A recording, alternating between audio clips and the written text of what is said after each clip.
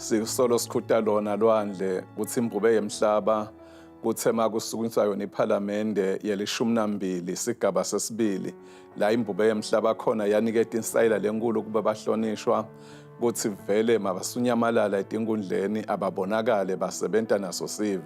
Lokhu-ke ngingasho nje kafishane ukuthi ngilona luhlelo noma umgomo wahulumende wetinkundla lokuthi khona abantu bakhethwa directly kubantu, akufanani nakula ku-party system laqhamuka ilist khona seya esiveni noma kuleyo mphakathi.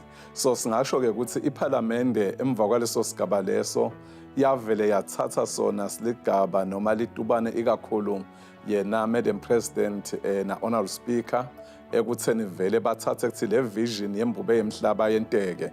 Utawukhumbula ukuthi siqalile yaphuma iphalamende bayilesikhulu wabheka khona eMangqongqo, taphuma timbunga tayakhona eNkamanzi, sathi yaphuma ke futhi bayilesikhulu waya khona esithobelweni, phinze ke enyalo yaphuma eHouse of Assembly ilibangisa khona enkundleni yaseNzingeni la khona ke itaba ihlangene khona ngalesihlanu ngemhla ka-24.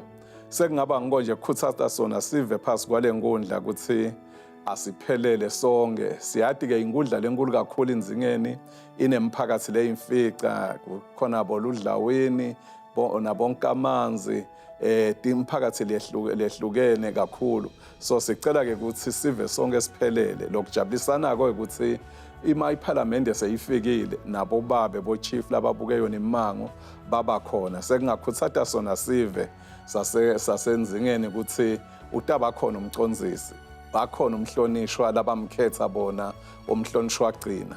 Lesingakusho nje kakhulu ukuthi manikhetha umuntu akusho ukuthi senimkhethile nje senimshile lapha sethi cha sitake sibona utabe entani noma ke songuSuperman, kodwa kufuneka lesive simsekele kuyo yonke le term yakhe ase-office.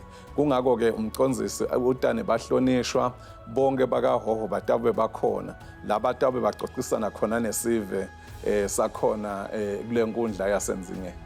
Sekungaba kukhuthaza ke sona sive sale nkundla eNzingeni ukuthi masebefikile bahlonishwa kufike ngisho umcondzisi abavele basukume basho konke labafisako ukubona.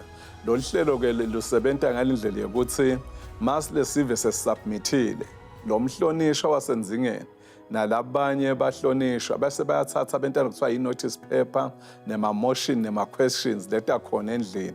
So siyacela ukuthi mawulapha kubedelo wesabako ngulo uyabeka nje ukuthi awu la Nzingeni sibona naku lokungaba induthuko. Lokunye lesikukhuthadako ngoba litaba khona libandla lenkundla council kusekutheni mase basubmithile labantu nathi sida ne-team i-parent service staff letaba ikhona kutabe kurekhodwa konke nalokulo msebenzi vele utawuphinza udlalwe kumabonakudze weParliament. So nithi mase nicedzile bese nichama nelihlaka lenkundla lesithi i-development plan.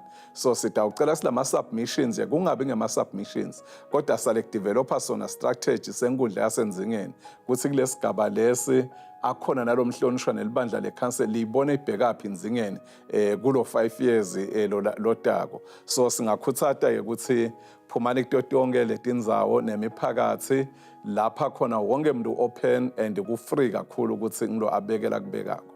Asibonge kakhulu.